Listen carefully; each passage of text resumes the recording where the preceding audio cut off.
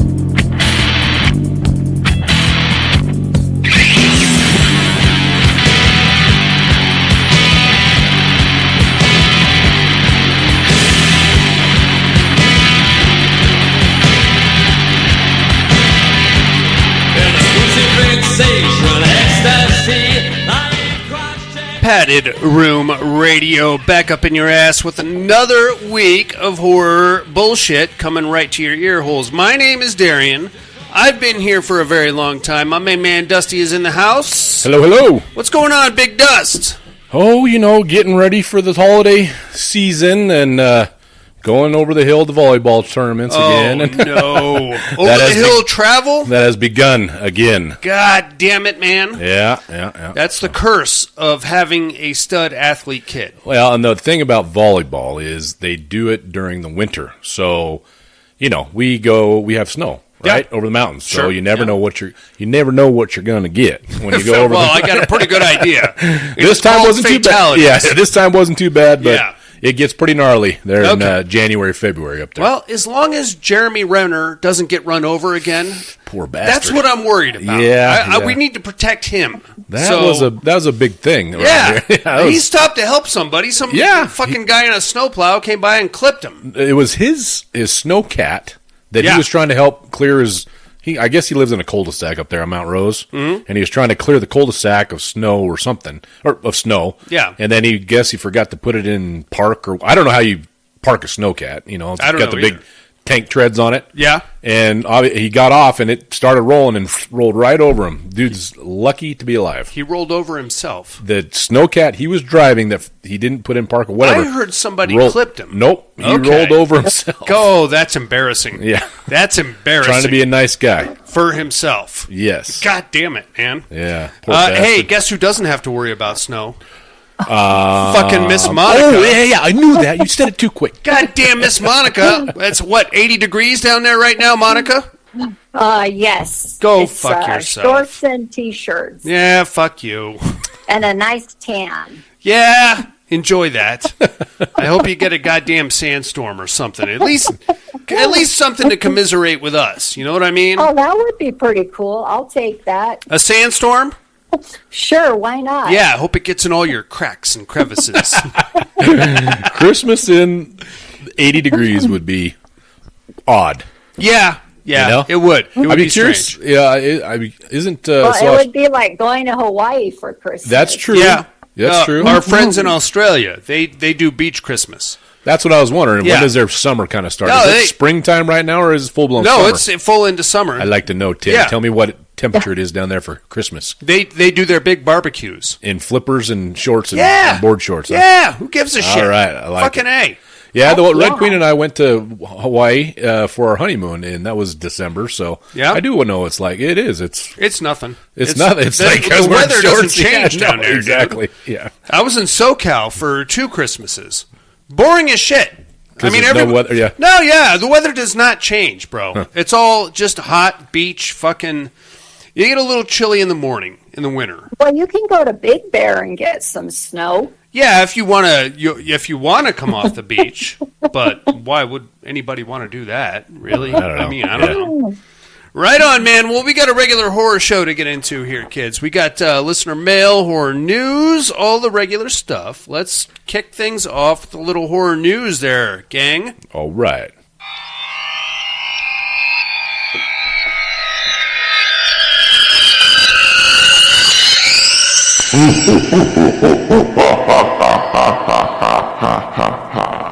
Horror news. All right, right, Dusty, what do you got for us? So we got a little news on the Crystal Lake TV show coming out. A24? I think that is. Oh, Yeah. It's on Peacock. Okay. It's a prequel to Friday the 13th. Right. The director, or I think he's the producer, Brad Caleb Kane, is diving into some murky water. Or he actually helped do some of this work on It Welcome to Derry. Okay. And he got interviewed by Entertainment Weekly about Crystal Lake. Okay. And he describes the upcoming Friday the 13th spinoff as a deliberate shift away from straightforward slasher fare. He says, in many ways, it's a psychological thriller. It's a paranoid 70s thriller. It has all the DNA of a slasher without quite being a slasher. There are rivers of blood in the show. There are very, I think, ingenious kill sequences and deaths and murders, but it's all done in service of character and theme and place and time. I like that. So that sounds pretty good. He's trying to dive into what he calls in the 70s, the paranoid era of the 70s. Yeah. With all the, mistrust of institutions, the women's lib era, the National Organization for Women.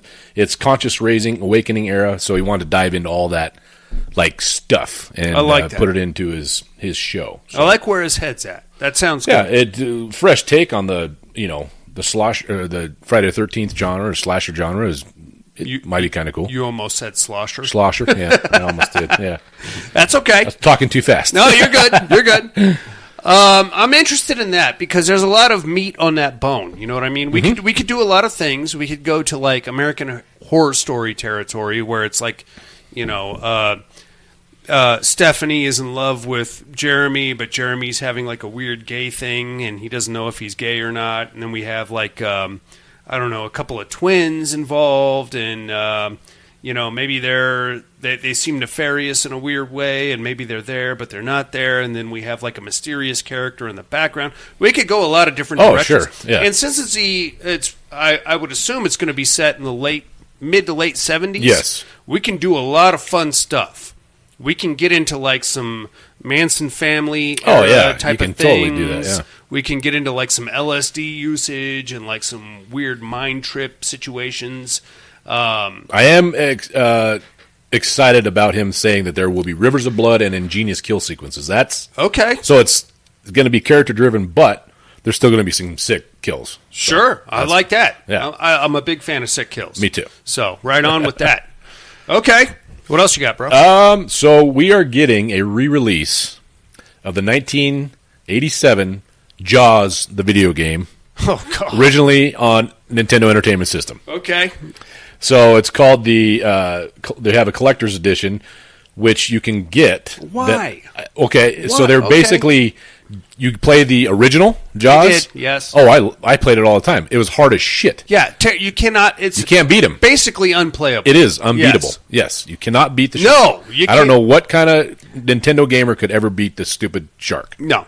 You have to remember. You have to make him pop up with your little your fishing line. Like the noise that made him jump out of the water, and then you had to try to stab him with the boat. Yeah, you can never do it. No, I've never been able to do it. It was like the Friday the 13th video game. You never could beat that. You're basically just waiting to get killed. Yep, and seeing how long you could last until Purple Jason showed up. It reminds me of our era when we were children of video games, right? Yeah. They all were fucking hard as hell. Oh, yeah. They were meant to be unbeatable. Oh, yeah. And our kids now, they play these games and they just like, I beat it already in like a day. And you're like... Well, yeah, you go on the fucking internet and you find out where to turn and when to look for the fucking Gatling gun or whatever, and then you're good.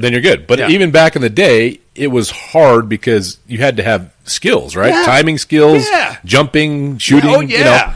So the kids these days are soft. I agree. And their games are easy. I agree.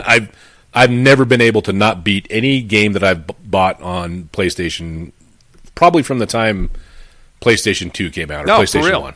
It's just been constantly, it's easy, right? Oh, yeah.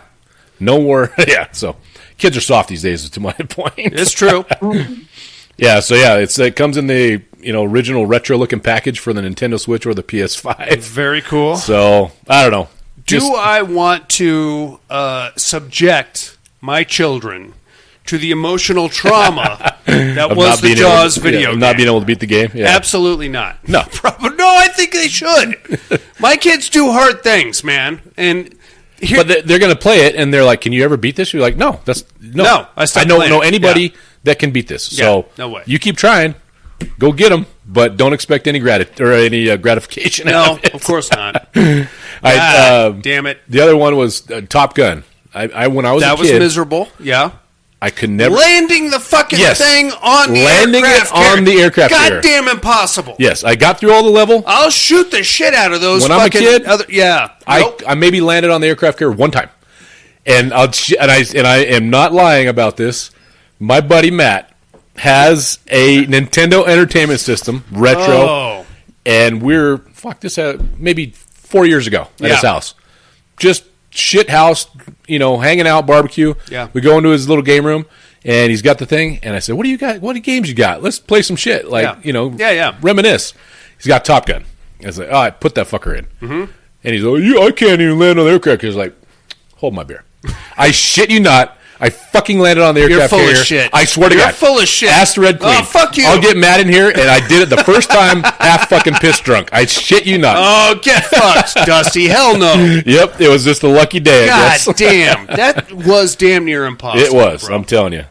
But on the other hand, what I did find out about Nintendo is that if you played Tecmo Bowl, you could run right up the goddamn sideline and nobody would ever tackle you. If you played as Bo Jackson, you could never get tackled anyway. They would just go bloop, bloop, bloop as they chase you. Yeah. Stupid.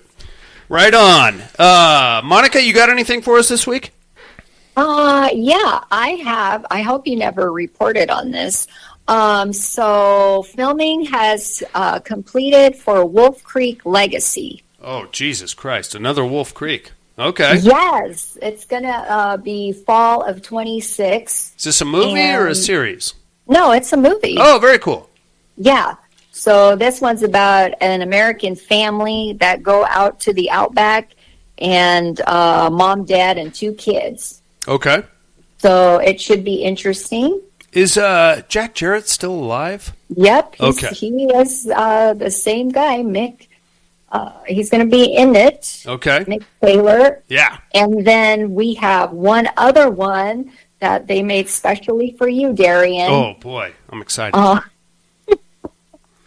So this one is called Lice, and it stars Justin Long. Shit! I will never watch this movie. I lived that movie. No, Monica. I've already been there. He plays the principal of the school where the parasite breaks out. Yeah. So it'll be quite interesting. Love it. I hope they grow up to be like giant lice, like the size of dogs, and you have to shoot them with shotguns and stuff like that. What kind of hair follicle would they feed on if they were that big? Have you seen my son? Oh my Yeah, he's got a lot of hair. That's the guy they're looking for right there. Yuck! Yeah, that's what we need, is a good lice-based horror movie. All right. Dude. Sounds like we're getting it. Ooh. Right on. Well, Anything else, Monica? Comedy. It's supposed to be a comedy, so I would imagine so. It's hard to take anything life with- seriously. Yeah, and Justin Long too. Of course. More comedy. But yeah, as soon as the trailers get released for that one, I'll let you know. I'm all over it. Or it's all over me. Yeah. You don't want it all over you. Already had it. Yeah, you already had it. Yeah, that's all I got for 2 releases coming out. Beautiful. Dudes. Have you guys seen a movie called The Wasp Woman? No. So it was originally made in 1956, black and white. It's about a model that starts taking this. It's kind of like a Clayface. Oh, I saw that. Well, of course, Yes. 1956. So Monica, of course, is all over Yeah. that one. That's her jam back in those old 50s but it was movies. remade, I want to say, in like 92 by Roger Corman. And now, my friends, it's about to be remade again as a comedic release. Oh, no. I mean, the premise is very silly. She uses like the wasp jelly to like de-age herself, and then slowly she starts turning into a wasp, and there's that. So, very exciting. I'm sure it'll be hilarious. Zach Greger, you know the name?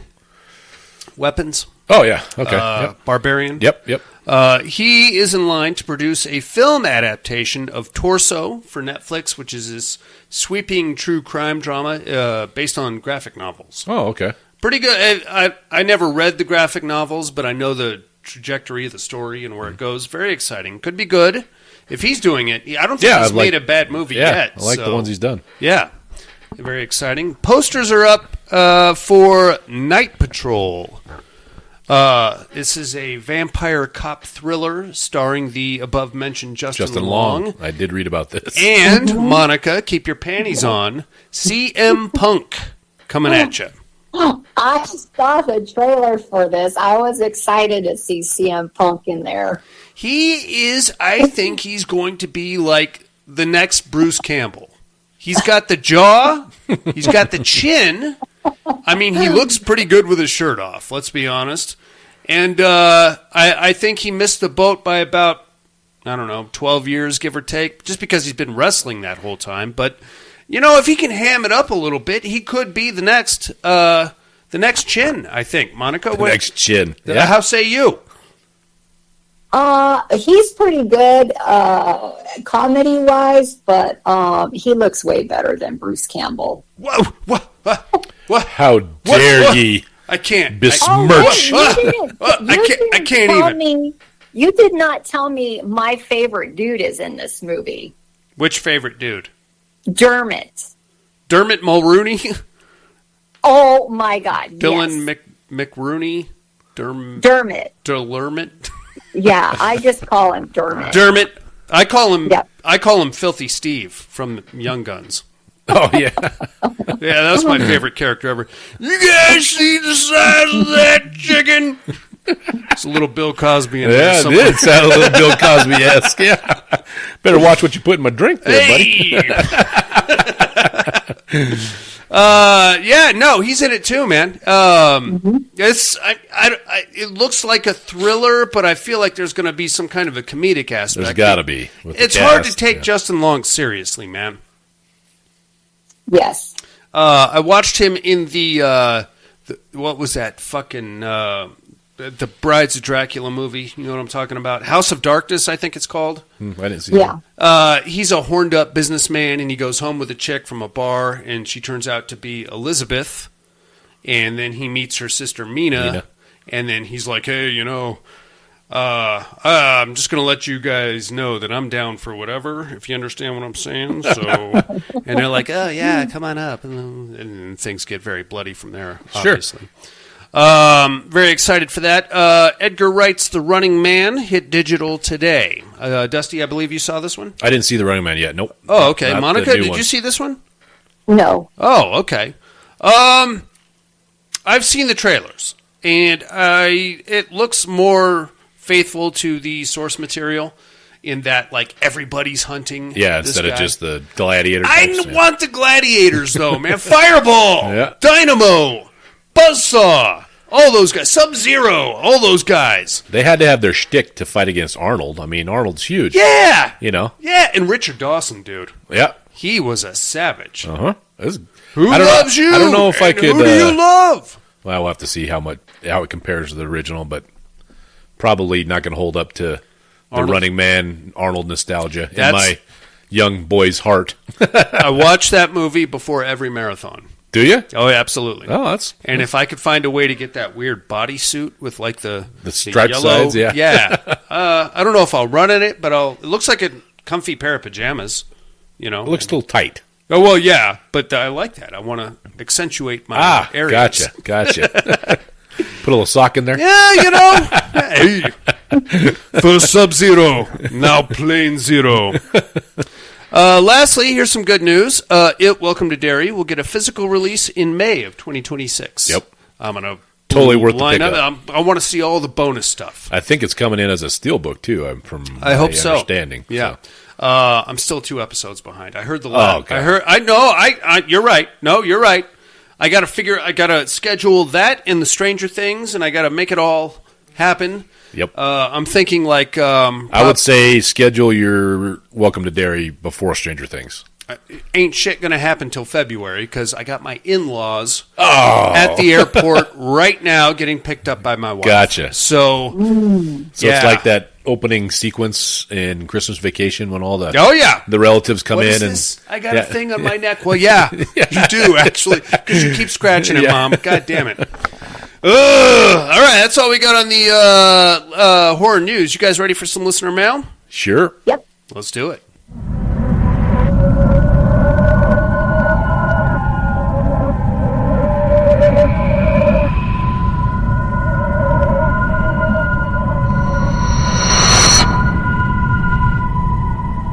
Listener mail.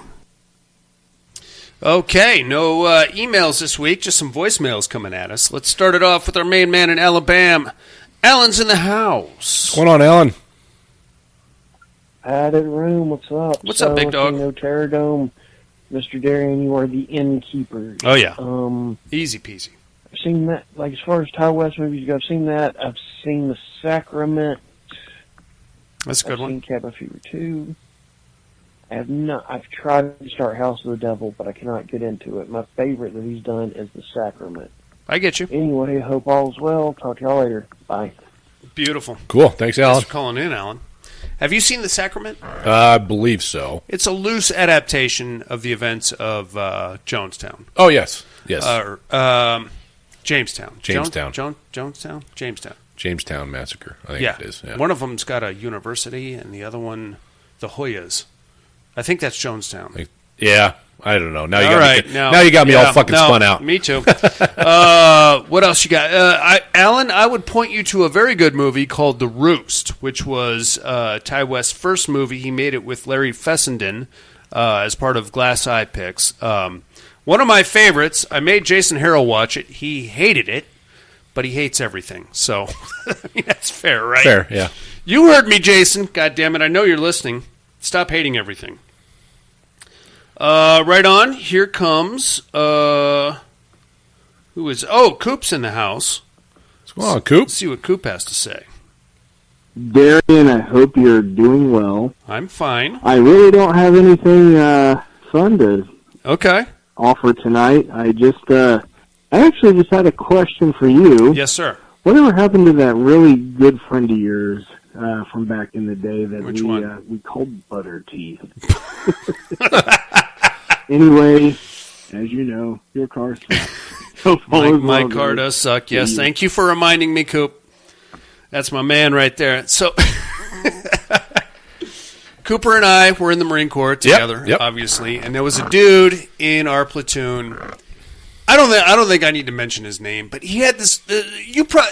Monica, you probably ran into one or two of these dudes. Is she still here? Yeah. Monica, you there? No. Yes, I'm right here. Oh, there she is. She's got us on speaker. Monica, you ever run into one of these individuals who has a perfectly good set of choppers, pearly whites, but they have one tooth that is just missed? It just is not. It's the same color. It's not the same color, man. Like a snaggletooth person, or a butter tooth, as we call it, because we couldn't figure this dude out. We didn't want to ask him, but it seemed to me like he was every morning brushing all of his teeth except for the one. And it was one right up in front, so where you couldn't avoid it, you had to look at it. What's going on with the one tooth, bro? Oh, I don't do know. you think he had a cap? No, because the rest of his teeth were white. This one was yellow. I think a tooth can actually die. Okay. But it doesn't actually fall out as far as, so it loses some of the color and the vibrantness of it, but it just doesn't come out. So you can still use it, but it's technically dead. I'm with you on that. So here's the problem. Okay, well, here's the problem with your logic. Yeah. We are in the Marine Corps. Yeah. We have to go to the dentist every 3 months. Okay. So somebody at some point should have said, "Hey, that's a dead fucking tooth." Yeah. Let's go ahead and. But I don't think they want to pull it out if it's still functional. You just can't feel it. I think. Oh, okay. Yeah, you still can use it. So the tooth is dead, is what you're saying. It's lost all. It's like a vampire tooth. Sure, zombie tooth, an is what undead it tooth. is. Yeah, sure. Yeah, but it still serves the purpose for eating food. Yeah, exactly. Yes, he's right. I just Googled it, and and yeah, you can damage it, trauma, or decay will turn it a different color and it dies. But it doesn't spread to the rest of your teeth. It's just the one tooth. Yeah, it's just the one tooth. New fear unlocked. A dead tooth? A dead, zombie tooth? Shall we call it zombie teeth for this? One zombie tooth in my fucking mouth. Yeah. God damn it, man. I'm going to go get some injections or something. Well, don't get punched in the mouth. You won't have to worry about it.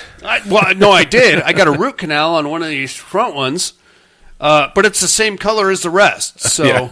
I think at some point you just have to let the rest die so that at least they match, right? Or less drastic. Get that guy pulled and put a veneer in there. There or you go. You know? That's probably the best way to go. Yeah. Oh God.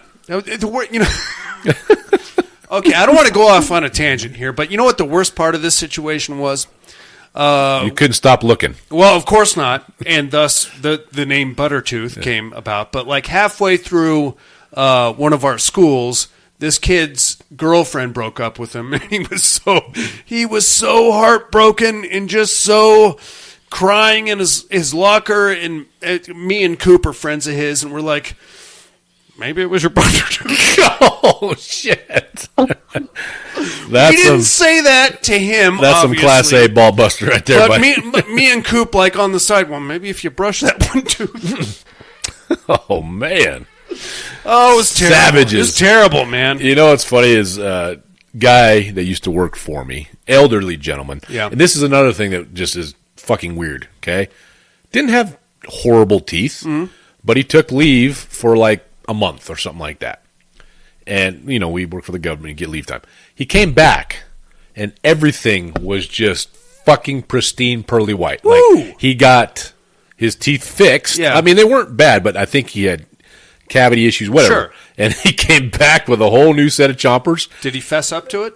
Oh, everybody knew. Well, but he said he had dental work done, okay, right? sure. But it's just funny when an elderly guy who had normal elderly guy teeth comes back looking like the fucking Joker. Just pearly whites, white picket fence right across the grill. I bet he was the smiliest guy you ever seen in your life. But it's kind of unnerving, It was a perfect smile. Yeah. Whereas a month ago, you didn't have that. Right.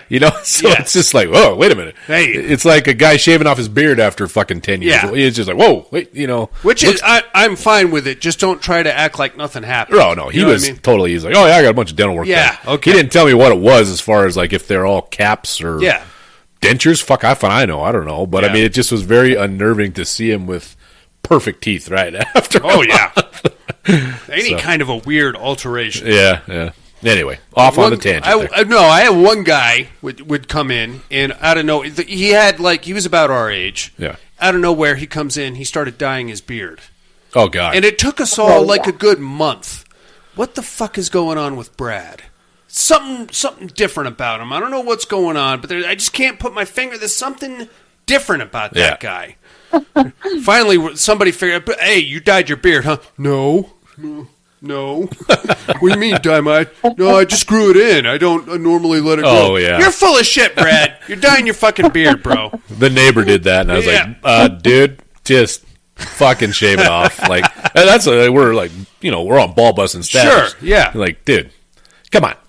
He's older than me. I was I said, dude, chicks take a little salt and pepper. Yeah. Isn't that right, Monica? Yes. There it is. You look distinguished, right? Yeah, absolutely. You look like a fucking moron with black paint on your face. Yes. If you dye it, we think you look stupid. You look ridiculous. Yeah. Knock it off. I think if you do it once and you keep it up, like for a full year, then you that's Brad with his beard. But when you maintenance nonsense. When you come in on a Wednesday with salt and pepper, and then you're back on Friday with a sheen of black, a full black on, ZZ Top. Hey, no, motherfucker, you ain't fooling nobody. No, and you shaved it off now. You'd have a fake beard because you dyed. Oh yeah, dyed your it's on your skin. Yeah, you got a weird, you got a weird pigment to you now. All right, let's see who's up next here. Looks like it's our main man, Tom Hardy's in the house, all the way from beautiful Southern California. I'm sure it's 80, 90 degrees down there also. Keep your fucking shorts on, Tom Hardy. Hey-yo. How's the worst filthy fucking line? Oh, wow. Goddamn bastard, scumbag, Uncalled for. Eliminate Wow. the xenomorphs in the first fucking round. I knew this fucking Terrordome was tainted this year. I knew the Terrordome was tainted. Fucking putting the fish people trying to. That was my guys, the fish people. All of your support going to some fucking nurses or some bullshit. They're out too. I knew this Terrordome was tainted. Okay, let's not get mad at me. All right. The killer clowns from outer space that don't even qualify. They're grandfathered in, and you know that. No, some fucking little demons are going to eliminate some of my winged xenomorphs. Uh-oh. One winged xenomorph, sir. Damn, I tell you, the Terrordome has lost all its standing. Integrity. This Terrordome 2025 is tainted. Okay, sir. You know what? I know who the educating is, but I'm not going to tell you. No, you don't. Because, don't lie. Fuck that. You're lying. The Terrordome has been tainted. All right. And I just don't know if it'll ever earn my trust and respect again. Hope all is well. Love you. Love you too, Tom Hardy. Oh, man. He is not happy with us.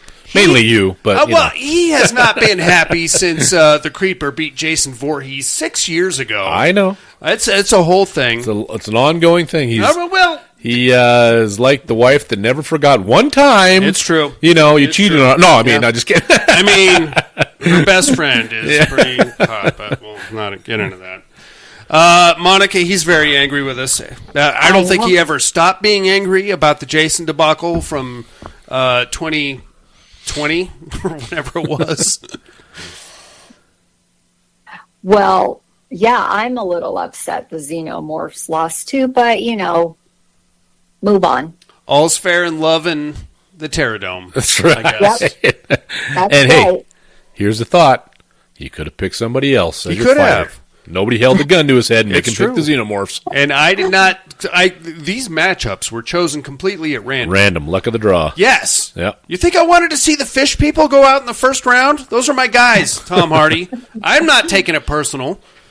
All right, that's all we got on the listener mail, guys. You got anything for Tom Hardy, Alan, or Coop, or Butterteeth out there? Guys. Thanks for writing in. Yep, thanks. Yep, thanks, absolutely. Guys. And thank you, Coop, for bringing up more Marine Corps stories. One of these days, I'll tell the Titanic story. Ooh. It's a whole fucking thing. That sounds like a good one. Oh, it was terrible. That may have been the worst date ever, but that's a whole other thing. You guys ready to get into a movie? Yep. Yep. Let's do it. Edgar Allan Poe, the writer who first gave fear a face. Dario Argento and George Romero, those twisted minds in horror movies. All three united to make a film that will blow your peace of mind to pieces. He's liquidating a substantial number of his assets here.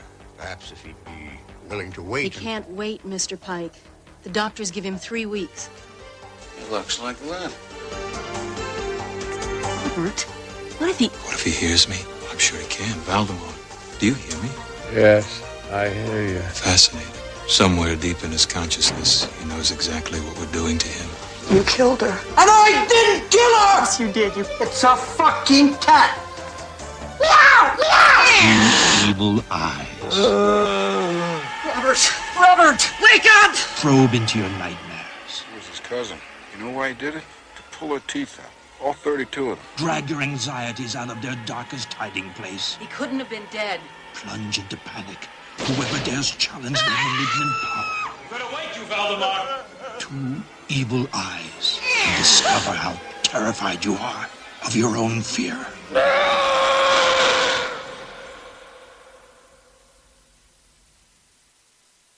Yeah, 2 Evil Eyes. From 1990, got 6.1 stars on IMDb, written and directed by George Romero and Dario Argento. Stars, Adrian Barbeau, Harvey Keitel, and a guy named Bingo O'Malley. Bingo O'Malley? Bingo O'Malley. Is that, the husband from the first story? Exactly right. Okay. Exactly right. With the nasty case of pink eye. Oh, yeah. I don't know what's going on with this dude, but he needs to wash his hands more often. So what this is, Inmates, is I guess we'd call it a anthology, but it's only got 2 stories. 2, yeah. So, two evil eyes coming at us. First one was directed by George Romero, and the second one was directed by Dario Argento. Argento got producer credit for this because he's the one that kind of orchestrated the whole project, so good for him.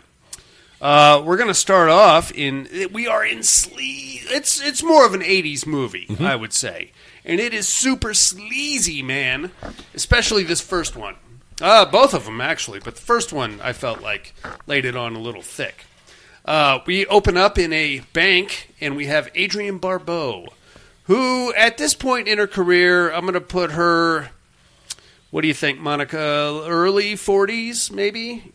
Yeah, I think maybe mid-40s. That's what I was thinking, too. Mid-40s, yeah. Yeah, she's, she's still attractive by 80s standards, but you're starting to see the wear and tear, especially about the neck area. And there's a lot of exposed neck here. She's at a bank, and she is trying to make a withdrawal. Well, actually, I think she's at like a financial advisor's office or something like that. She's talking to a money manager, and she's I think he was like the guy's lawyer, the husband's lawyer for his estate and stuff like that. Accountant, something like that. Basically, okay, yeah. It's E.G. Marshall.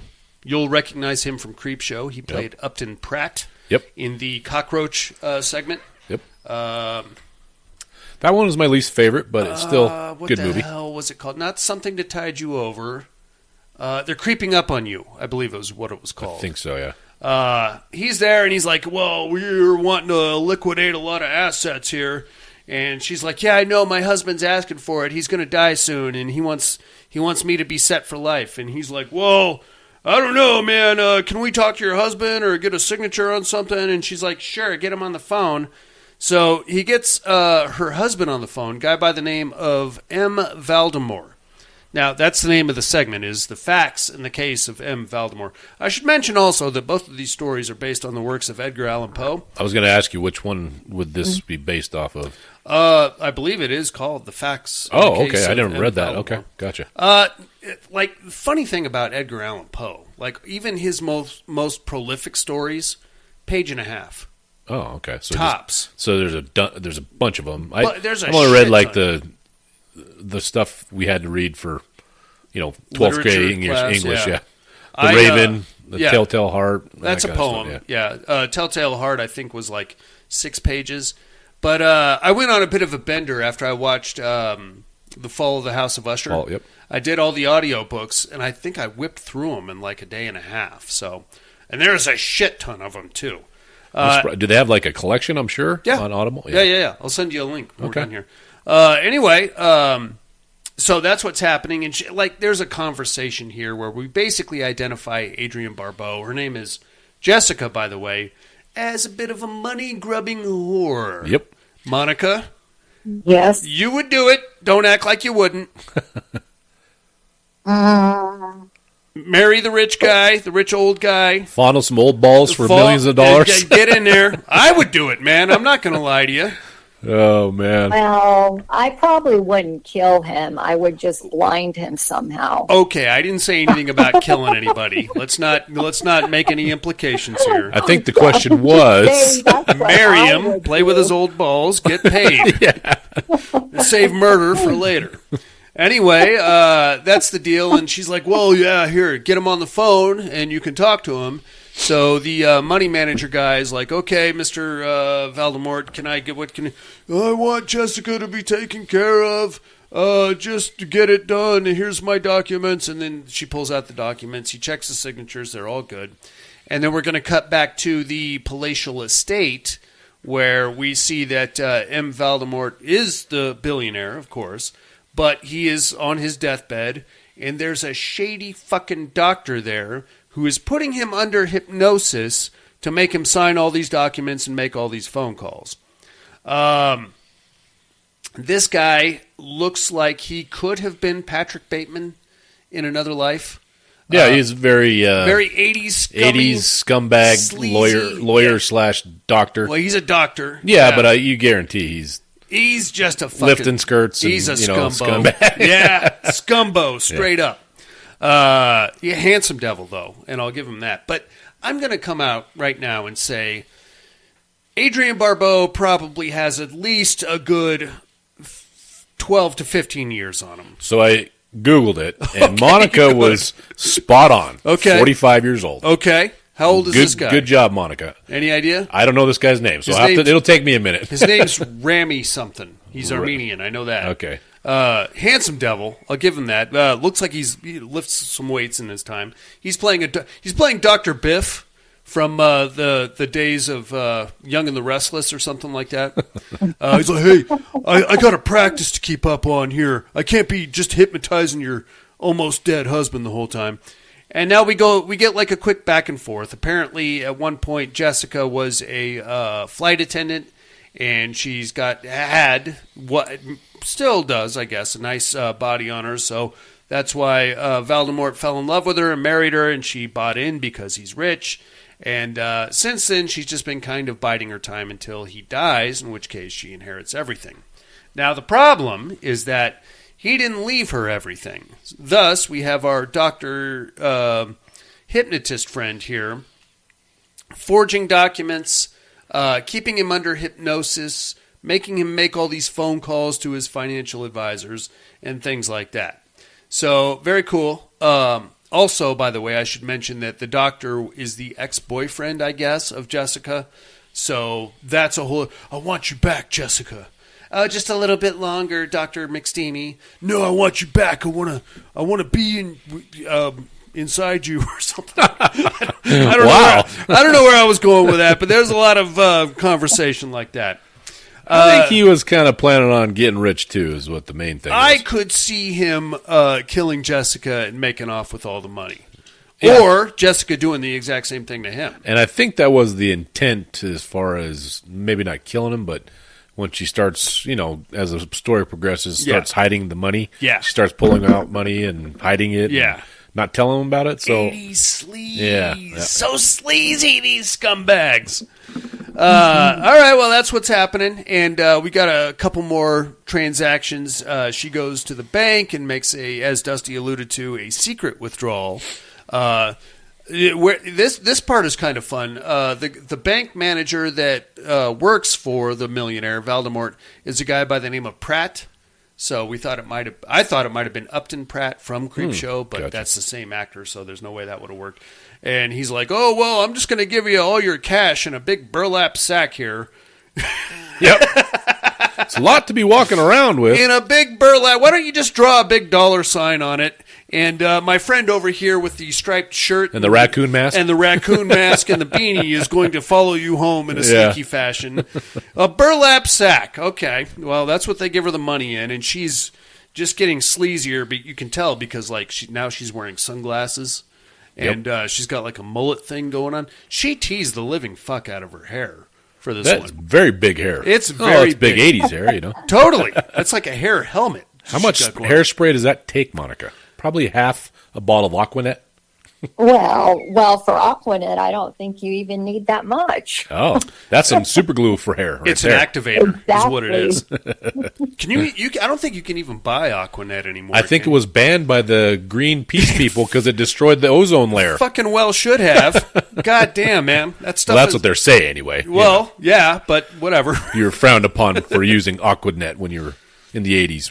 But hey, oh, you can still buy it. Really? Yeah. You got to go to Temu or something? No, it's at Walmart, CVS. No shit. Okay. Good. I didn't even know. Well, all right. Shut my mouth and butter my biscuit. And Aquanet my hair. Good times. Yeah, and it's just she's hiding money around the house. It's getting sleazier and sleazier. He's catching her hide money.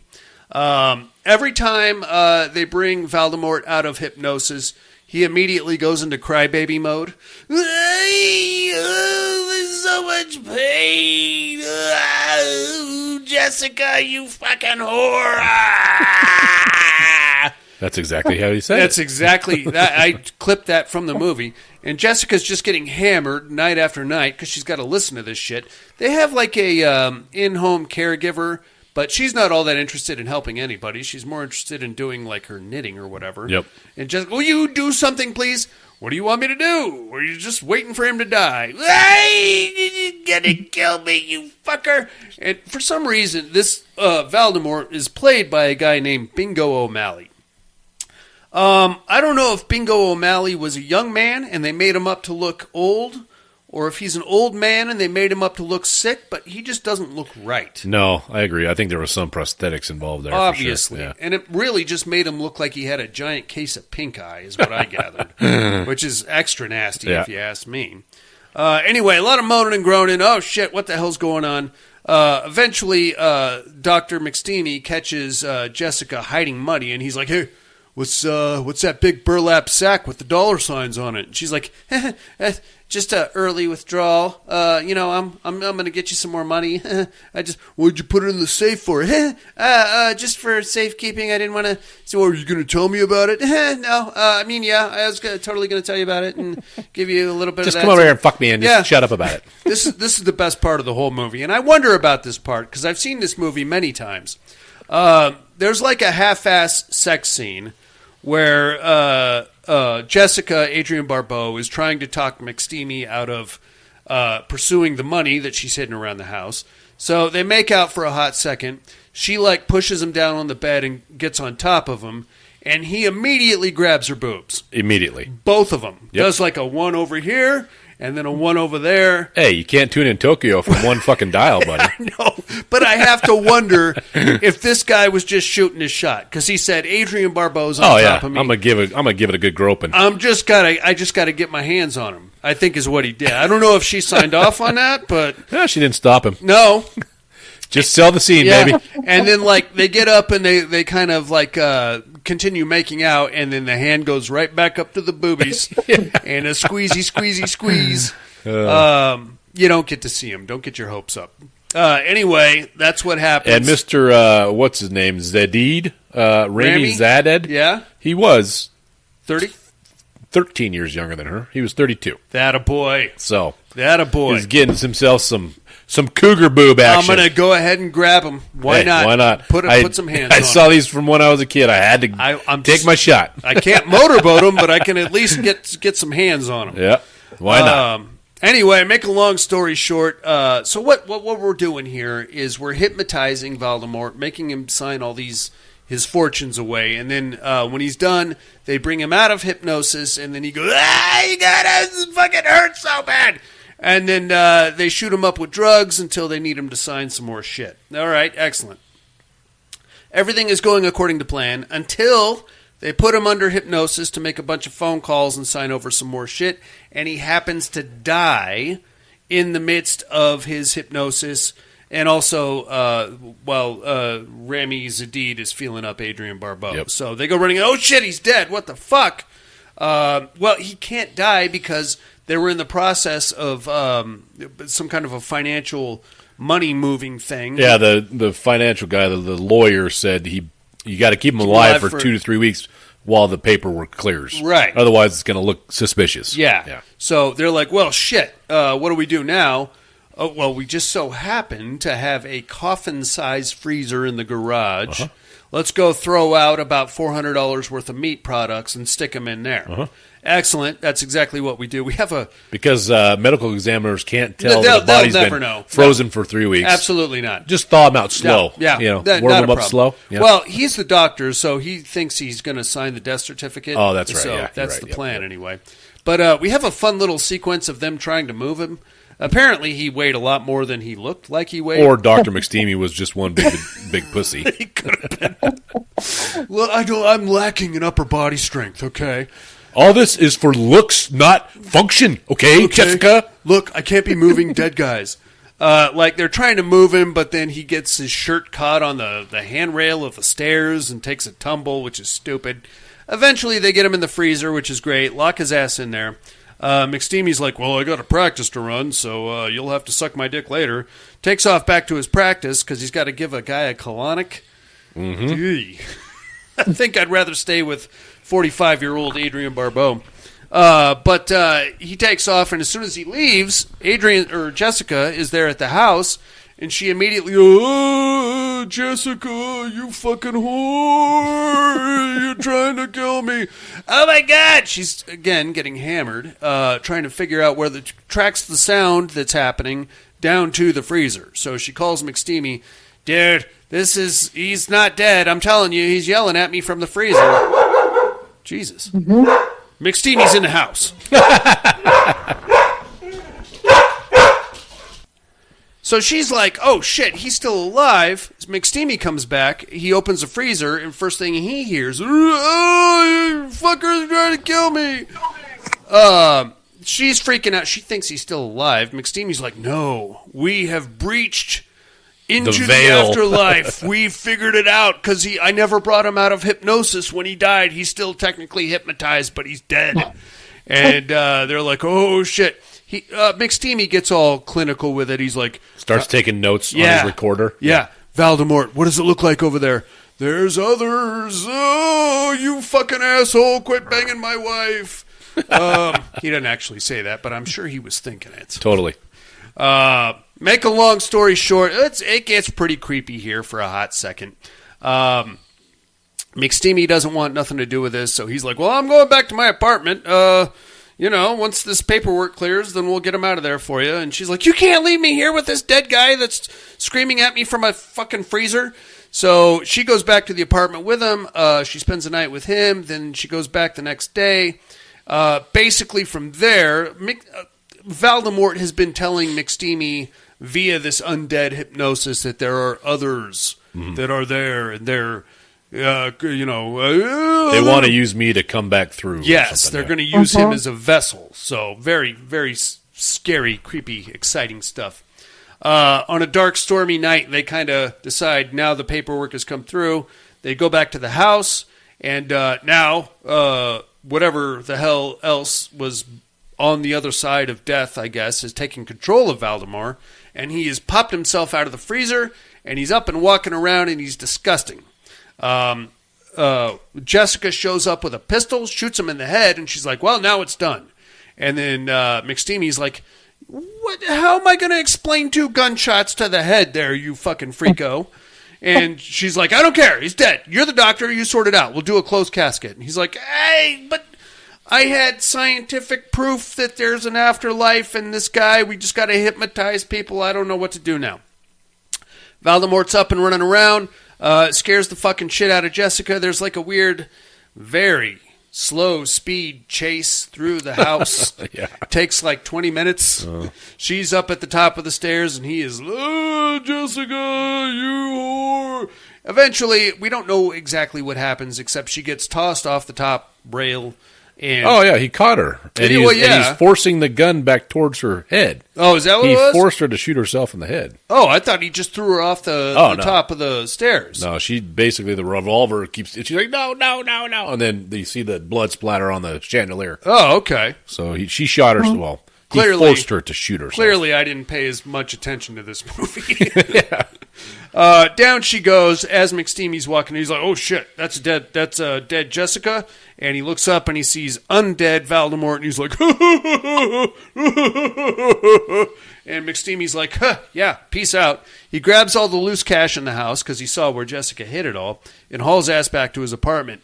And this, first he unhypnotizes him. Remember? He's like, I'm gonna wake you up. Yeah, and he basically falls down, and he just starts to thaw out as the dead body would. Yeah, and this, ladies and gentlemen, is where our very own Detective Tom Atkins shows up, and he is on the scene, and he is very committed to smoking cigars. This cigar does not leave his mouth. But he's still the same guy. Same detective he plays in Night of the Creeps. Every movie, just about every goddamn movie. Shows up, he's like, well, what do we got here? We got a dead guy, we got a dead girl, what's that guy? And then his partner's like, yeah, this dead guy's been like dead for weeks from the looks of it, and he's been shot in the head twice. He's like, well, we got to look like some kind of a lover spat is what it is.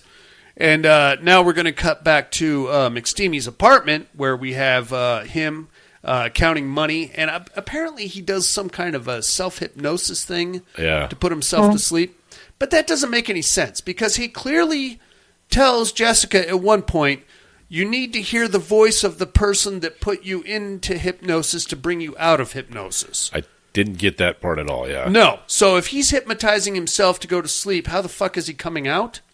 Don't know. Okay. Unless he sets his own personal sleep timer in his head. Yeah. I don't know. All right. We'll just leave that where it is then. He goes under his own self-hypnosis with the metronome, and then the Blue Man Group shows up from the looks of it with their bodysuits, and they're like, hey, and they pick up the metronome and they drop it on his chest, and it stabs him. And now we cut to a week or two later. Detective Tom Atkins is still on the case, and the high-rise apartment superintendent calls him because there's a lot of screams and moans coming from this one particular apartment. So Tom Atkins does not take the cigar out of his mouth, but runs up there with his very small pistols. Mm-hmm. They're like 38s. But standard issue back in the 90s and 80s. Yeah, they look like they came out of one of those quarter machines. Yeah. And just, pew, ba-doo, ba-doo, kind of light thing. your cigarette with it. Yeah, exactly.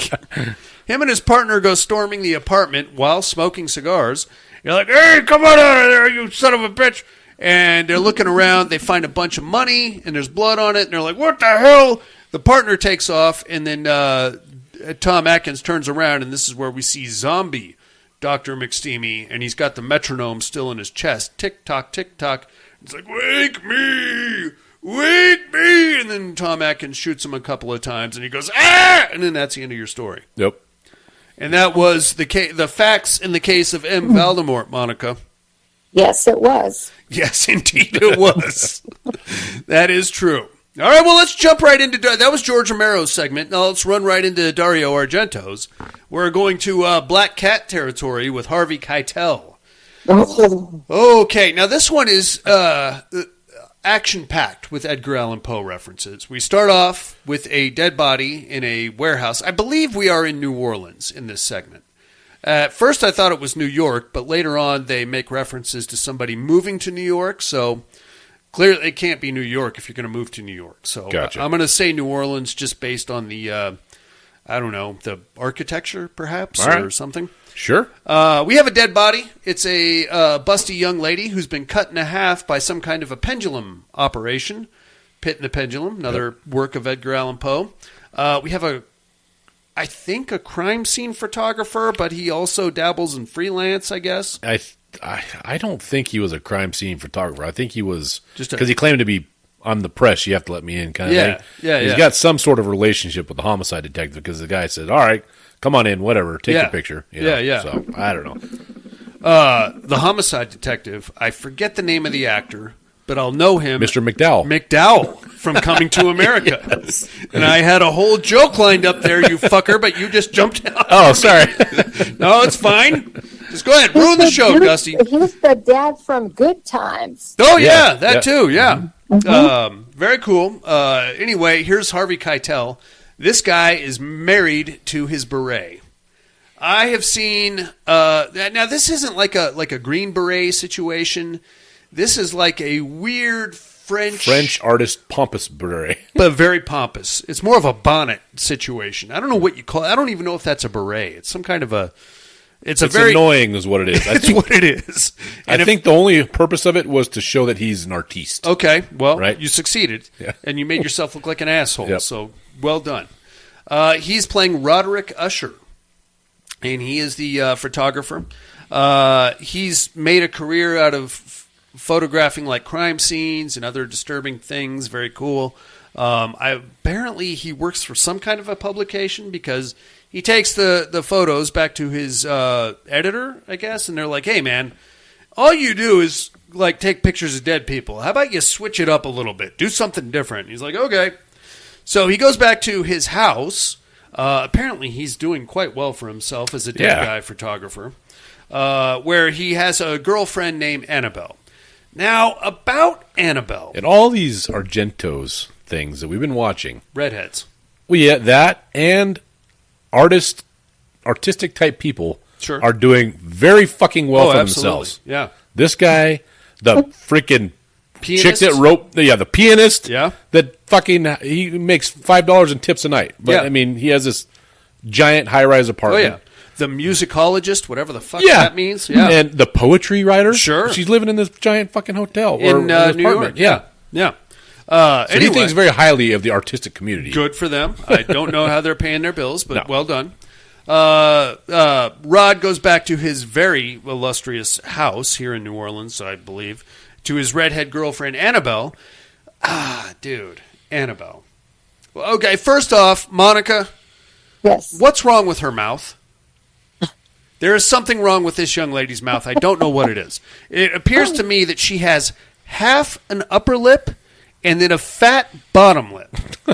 Right? Am I wrong? I don't know. Is this like a deformed? Look at that. That's not... I don't know. And then she's got like her eyebrows are a little off kilter. I don't think she even has eyebrows.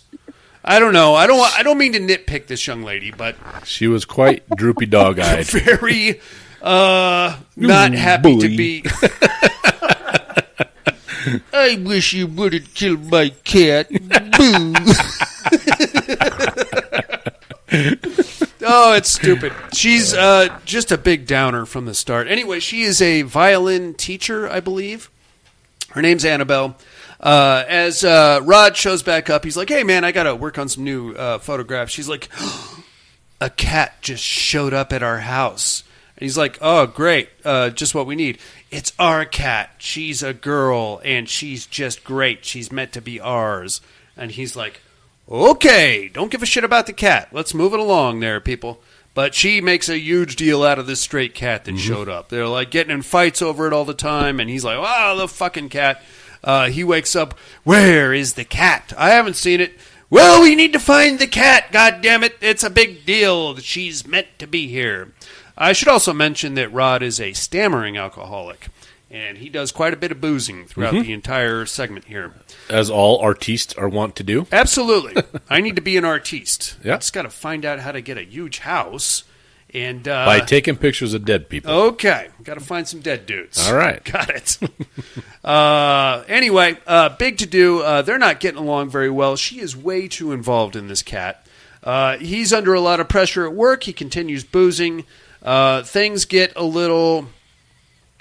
I guess you could say abusive / he roughs her up a little. She's, again, throwing a fucking temper tantrum about the cat being there or not there or his treatment of the cat. And he slaps her around a little bit. In the meantime, there's a whole subplot of her falling in love with one of her students, a guy named Christian.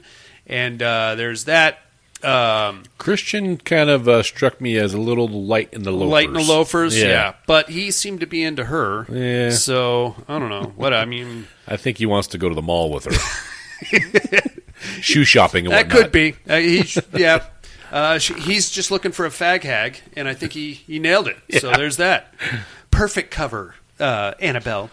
Anyway, Rod is getting more and more under pressure. He gets a call from Detective McDowell to go to the cemetery. I don't know his real name. I know. We'll go with that. Yeah, well, that's good. Yeah. Where Tom Savini has dug up his dead cousin and pulled all of her teeth. We don't know why, but we're getting some pictures of that. He goes home, gets hammered, has a very weird dream sequence of like waking up in the middle of a Ren fair, and like he goes out there and there's like a whole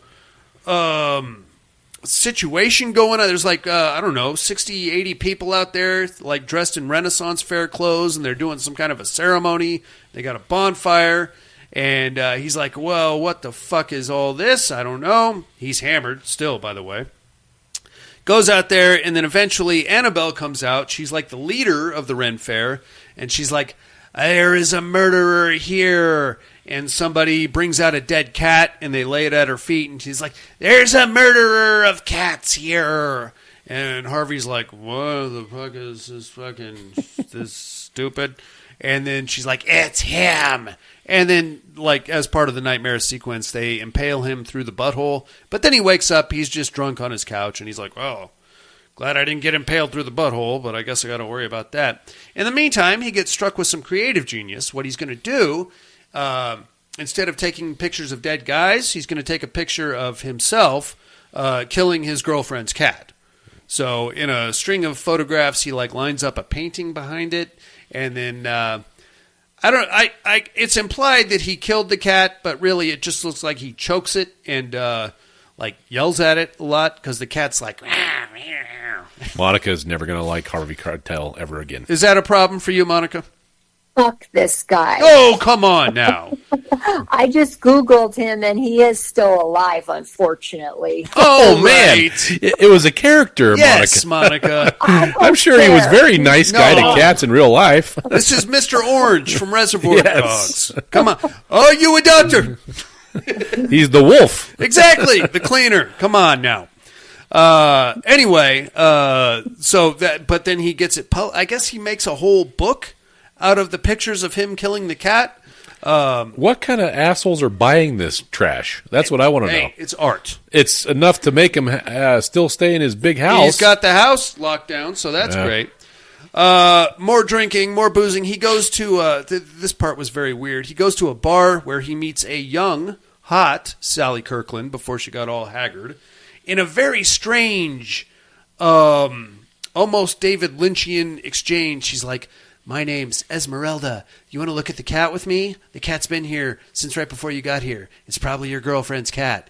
And he's like, can I get another shot? Or, no, let's look at the cat. It's got a weird birthmark right here. Let's look at it together. What? Yeah. He's like, all right, I'm leaving. But then he leaves. He's hammered. He does like a complete lap around the block. And then he comes right back to the same bar. And he's like, all right, let me buy that cat off you. She's like, no, it's already your cat. You can just have it. Here, I put it in a nice box. It's like it's been waiting for you. Here, take the cat. What the fuck is going on, man? That was very confusing. What the fuck is going on? Yeah, I don't know. But that was nice seeing Sally Kirkland look hot again for a hot minute there. He's like, all right, I got the cat. I'm going to take it back to Annabelle. She's not going to be mad at me anymore because it's the cat that I already killed, but she didn't know I killed it, so it's going to be like I'm going to be the hero of the day. I'm going to be like Greg and Meet the Fockers when he comes back with the cat and he's like, I got the cat. Yeah. Instead, what he does is he comes back and instead of presenting the cat to Annabelle, he's like, I better kill it again. So he starts choking it with like a electrical cord. Annabelle comes downstairs and she hears him, so she attacks Rod to save the cat. The cat takes off. Big struggle between her and Rod. Rod just loses his goddamn mind, and it tries to kill the cat with a meat cleaver, but misses. So he's like, well, fuck it, kill Annabelle instead. Kills Annabelle with a meat cleaver. Excellent. From there, Christian, the love-scorned student, hey, where's Annabelle? I'm here for my violin lesson. Oh, she's on tour with a company. She'll be back in 10 or 11 weeks. And that was pretty funny how you rigged up that dummy in the car. That was so stupid. That was the dumbest part of the whole fucking movie. Yeah. Monica? Yes. Would you have fallen for the dummy in the car with the fucking... the picture on his face? With the glossy and the hand that waves. Woo. So stupid. No. He's trying to set himself up as an alibi. Dumb. You know? That's dumb. Funny. But, all right, whatever.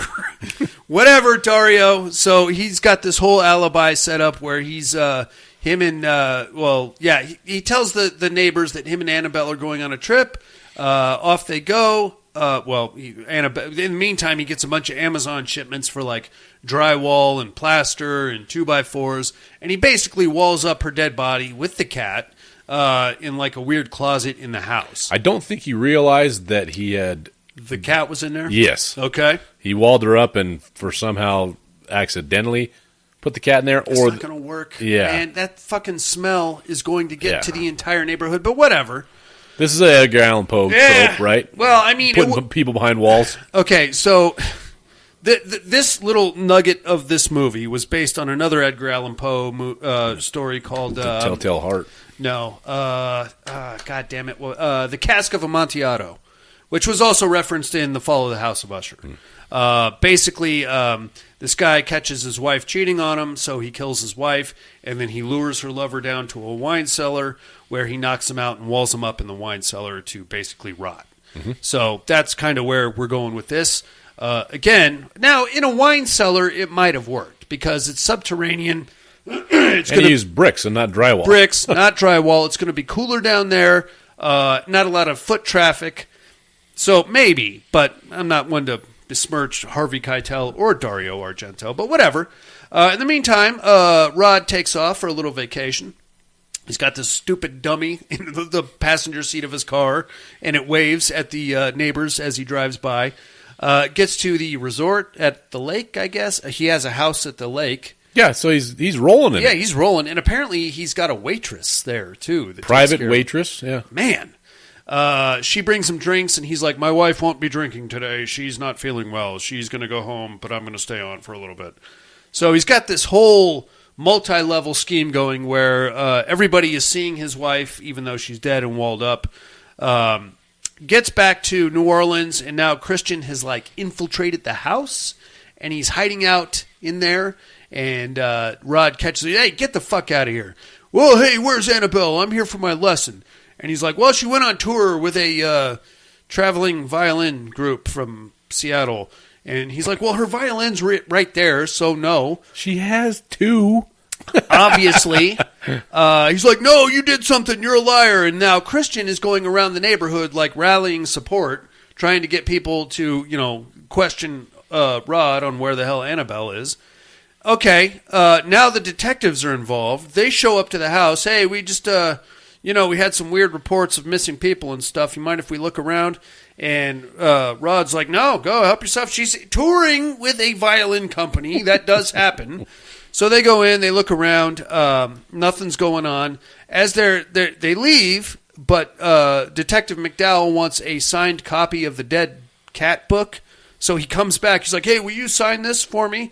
And as he's doing so, his partner hears a scratch, scratch, scratch coming from behind one of the walls. So he's like, hey, what's going on? What is that sound? So the partner runs up. And as that's happening, like the little scratching is coming through the wall. So the partner's like, I got just the tool. Because apparently he keeps a pickaxe in his car.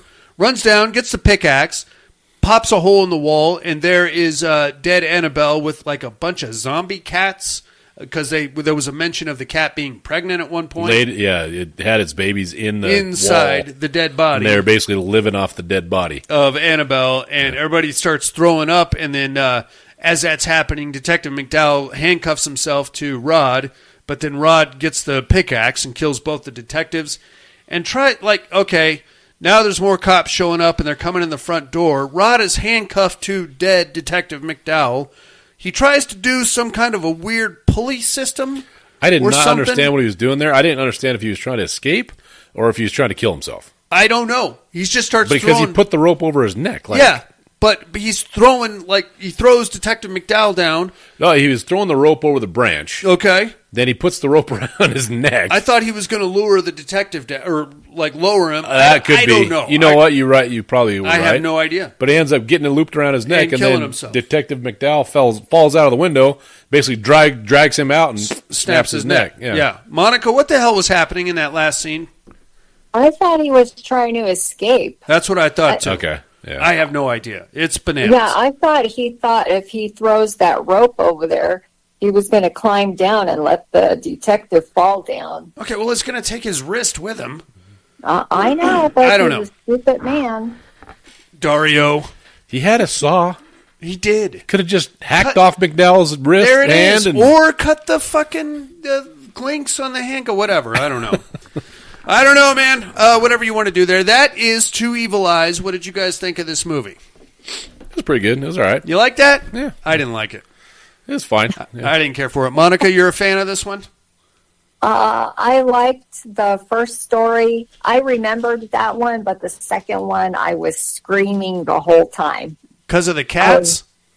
Yeah, if you beat a cat and you do shit like that, you're not a nice person. I agree. I'm not a cat guy myself, but how are you can't, you're going to tell me that somebody out there is going through a bookstore right now going, I would like to see some pictures of a cat being tortured, humiliated, and strangled. Where can I find? And in the back of the book, how about some dead chicks? Yeah. What were I looking at here? Come on, man. Nobody's going to buy that fucking book. No Well, publisher. whoever buys that book is going on the FBI's fucking watch list. Oh, absolutely. But more to the point, like the publisher is going to get their office foreclosed on after that. You're not going to put that book out. Jesus Christ. You're going to get sued by the SPCA. PETA is going to be up your ass. The photographer is probably going to do some time for animal cruelty. Get the fuck out. That's bad. Now that I think about it. Bad writing. That's bad writing is what it is. That could have been fixed with some... Well, I don't care. I don't care, Monica. I don't care about this movie. But I think that's a European thing. I'll buy that. Sure. We'll call Because my grandpa did that. What did your grandpa do, Monica? Oh, he used to, whenever the cat would have kittens, he would bag up the kittens, and then he'd dig a hole and throw the kittens in there. I used to hate that. Wow! Holy shit, Monica! Yeah. That explains a lot Hitler. about you. Everything's kind of snapping into focus about Miss Monica right now. Okay, well, before we unlock any more trauma, why don't we take ourselves a little break and come back with some other stuff? I think that's a tremendous idea there, Dr. Brock.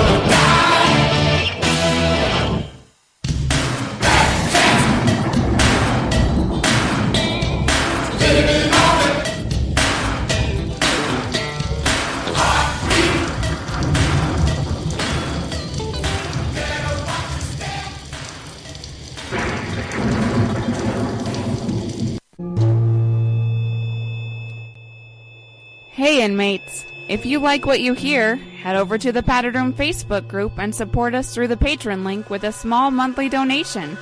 Check out the T-Villain link at terrordome.podbean.com and grab some t-shirts. Thanks for listening and enjoy the rest of the show. And we are back, ladies and gentlemen. Woo! I am Edgar Allan Poe'd out, and I'm also...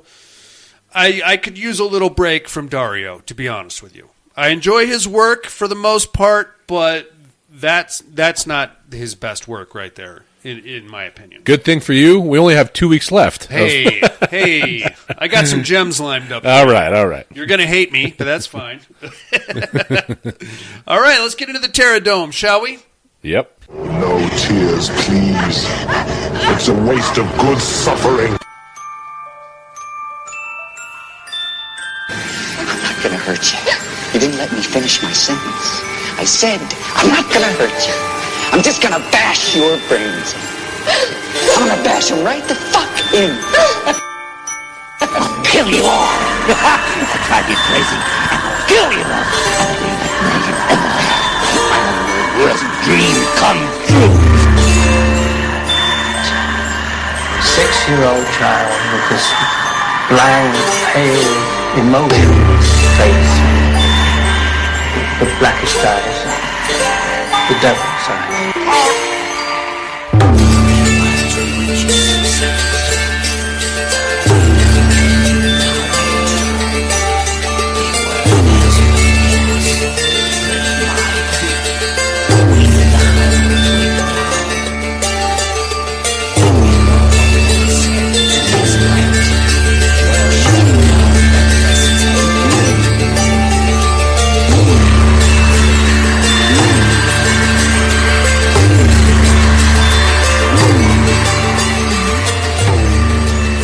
Welcome to the Terrordome. We are now kicking off the quarterfinals, coming out of the Asylum Conference Round 9.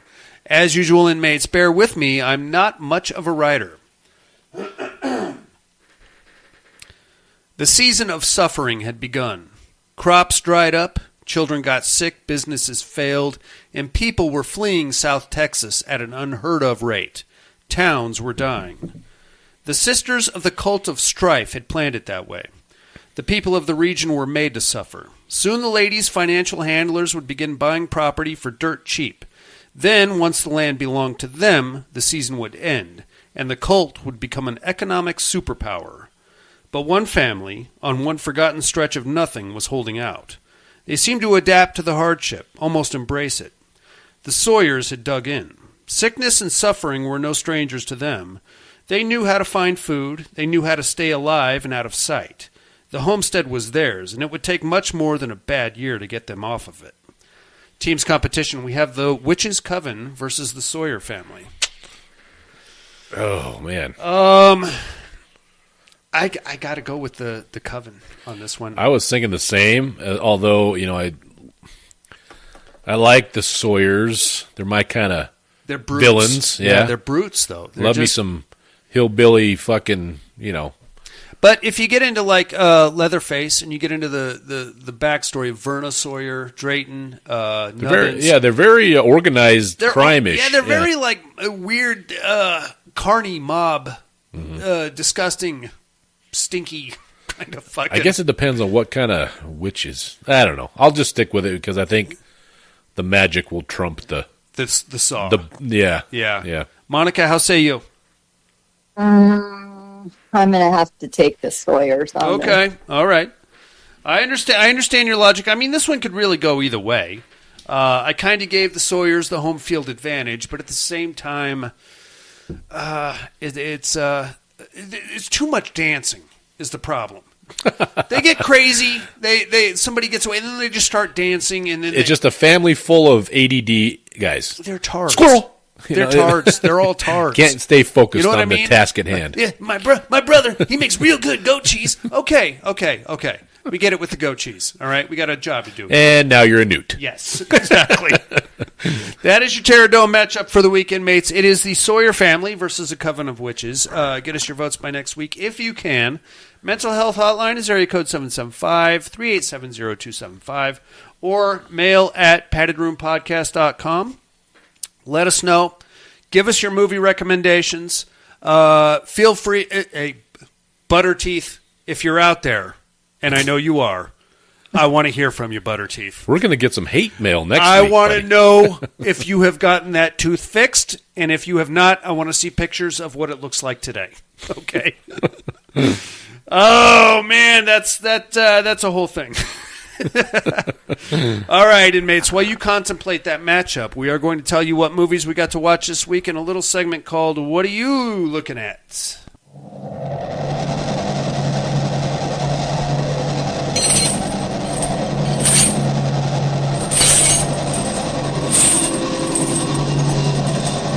What are you looking at?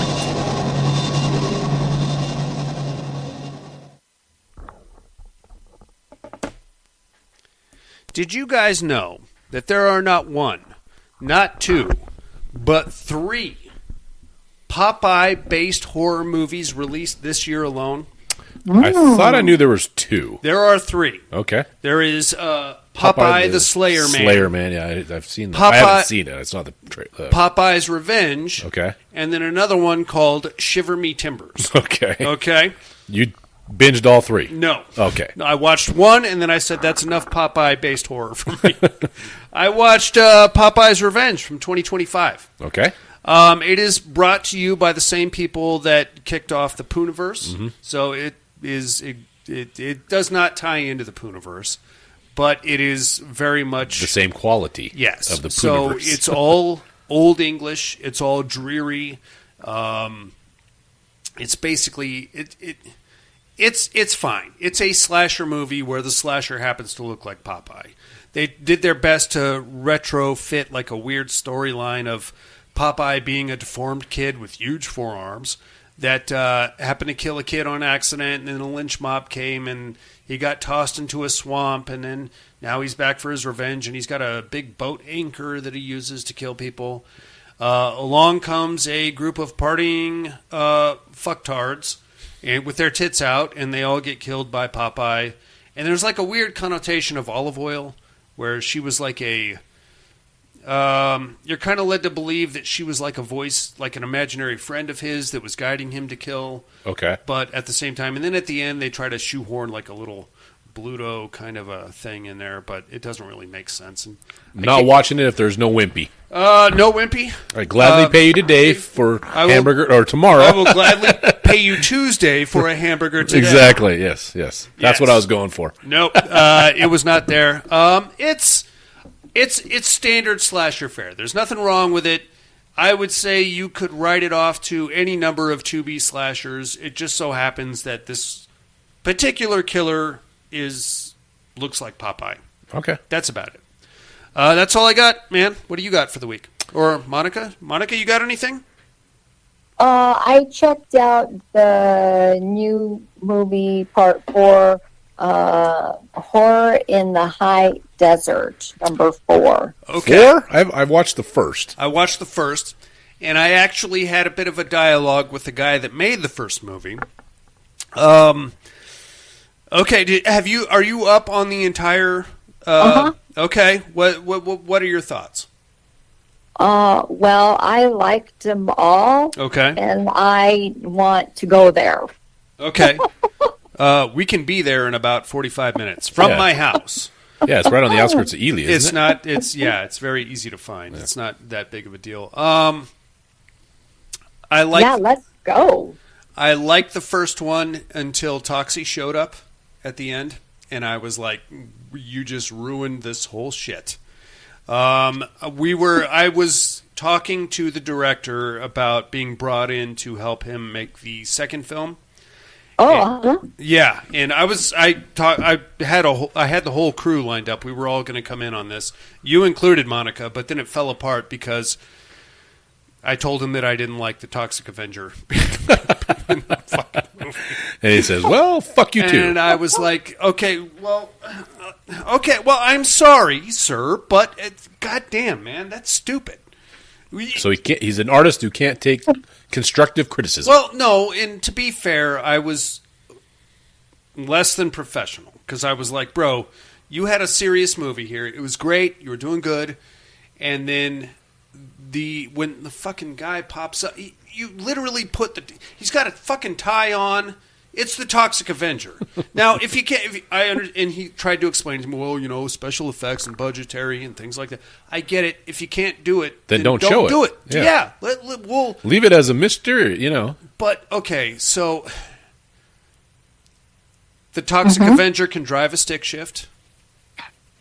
The Toxic Avenger knows how to run a camcorder. The Toxic oh, God, man, you're killing... Okay, well, the conversation did not end well because he did not want to listen to what I... Well, he had his own ideas, and I was like, oh, well, I'm not... I can't help you, bro, because this is not... I'm not a yes man. No, I'm going to tell you what not. I think. And I will help you fix this if you want me to help you fix it, but you don't... You want to continue with the sinking ship, so very well. It can't be that sunk. He's just put out the fourth one. He did, but yeah. But well, yes. So I don't want to get myself in any more trouble, so I'm just going to be quiet. Yeah, I thought 2, 3, and 4. Fuck, 4 had me goosebumps all over the whole time. Okay. I did not watch 4. I did watch 2. I liked. So the base concept of 2 was solid, and I was with him on that. I just did not like the reveal, the villain, because I thought it looked stupid, and I think you cannot flesh out. If you want to bring life to that character, dude, it's the Toxic Avenger, bro. It's a deformed guy living in the desert. So they didn't even have a better budget for the 2 to make it look better? Or? Dude, you don't need a better budget. Just explain. Give me some meat on this bone. How does he know how to drive a stick shift? Okay, how does he know how to run a camcorder? Flesh me out a little bit here. Well, it's just a guy, he's crazy. He just figures it out. He just figures it out as he goes. You cannot figure out a stick shift if you've never driven a car. Okay. Well, I know 1,000 16-year-olds right now, grinding gears, trying to go up a hill. Yep. It doesn't work that way, sir. Yep. No, we can fix it. It's I can write you something that we can kind of, he grew up in Fallon and, I don't know, naval testing or some kind of deformity, or we can kind of, I don't know, hills have eyes it a little bit, but, well, he didn't. He wasn't interested. So. We must be on. So all of us have a different view on it. Because to me, I feel like alien related. Well, that's what I thought when I saw the first one. That it was. Yeah, at first. That's how I feel, especially part 3.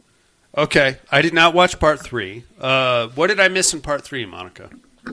Well, in part 3, there was like a scene where this chick was driving home to Vegas and her car breaks down, and on the side of the road, you see like an alien standing behind her car, and then she just disappears. Okay, very cool. I'm down with that. So, and then there's also a guy, I think he came from Mexico to follow up on story 1. He wanted to find the guy. Sure. And then he ended up disappearing too. So, and the things that you see inside of that, the sheds and the mines, to me, it more was like alien stuff.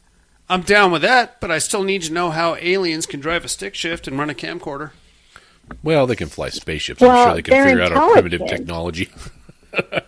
Yeah, aliens are intelligent. Sure. They just have to anal probe us, and they can figure out everything. Hey, you guys see what you just did there? You fixed the whole story with one line of dialogue. With one anal probe. One line of dialogue. If you guys can do it, then all right. Yeah. All right. Well, so franchise-wise, you're still happy with it, Monica? Yes. Okay. And they are going to be making a part 5. I will not be involved in that either. Well, if you haven't seen part 4, there's more answered questions about a company being behind it all, and they have agreed to be interviewed. So it wasn't aliens. That's all I'm going to give away. This is why we need to make another movie. Yeah. Because I know that between the three of us, we can do better. We can do better than that, dudes. We can go out in the desert and we can figure something out, but whatever. All right, well, I'm glad you liked it, Monica. What else you got? And then I watched a movie from 1962 called Night of Evil. And then I finally watched Predator. Badlands? Yes. Oh, okay. What'd you think? That's the one I was going to pick a bone with. Oh, she did not like Predator. All right. All right. Here we go, Monica. I guess I'm the only one that liked it. What was your problem? So, okay, going into the movie today, Mm-hmm. I was angry as hell. I was fighting it because I was pissed about the dude, right? Yeah. And I'm all, Pissed guy. about the dude. The Predator. The Predator. Oh, okay. Yeah, I did not like him at all. And then especially when she came into the picture, I was so hostile. And then when I saw the creatures, I was like, what the fuck? Is this a fairy tale movie? And then halfway into it, I was like, I kind of like this. She came full circle. Yeah. It hooked you in, did it? I'm into it. Yes, it did. Okay. And I was reading about it because I was like, who is this guy and why did they change his face? And so I had no idea for the very first Predator. I don't know if you guys ever read the backstory on that Van Damme was supposed to play the Predator. Yes. Yep. I'm well but aware. he's too small. And he complained the whole time he was So on Stan set. Winston got some big dude to play him. Yeah, and even the costume, how ridiculous it looked. You can find B-reel footage of him in his original costume. He looks like a brontosaurus. Yes. And it's kind of flopping around, and he's chasing people and stupid. Yeah, I had no idea. And then I read all the people that were outraged for the same reason I was about this, the Predator, and then I just got over it. I went, it wasn't bad. Well, I'm okay with it. The reason I wasn't outraged by it, because there's a lot of people, it's a very polarizing movie, especially amongst Predator fans, but the movie shows that he was a young, runt, unblooded predator. So as far as his design of his head and all that kind of stuff, what I took away from it was when you're a young teenager punk predator, you look like that. You don't. Your dreads start down really low on your head, and then as the older you get, they start to kind of fall away, and your head foil or whatever it is gets bigger and more prominent. And so then when they show the father take his mask off, that's exactly what it was. And same with the brother. The brother was starting to lose his dreads up front and their receding hairline, if you will. So I took it as he was trying to make the design choices that he did to basically put forth that this was a youth predator, a runt of the litter, a outcast from his clan, So he's not supposed to look like the rest of them.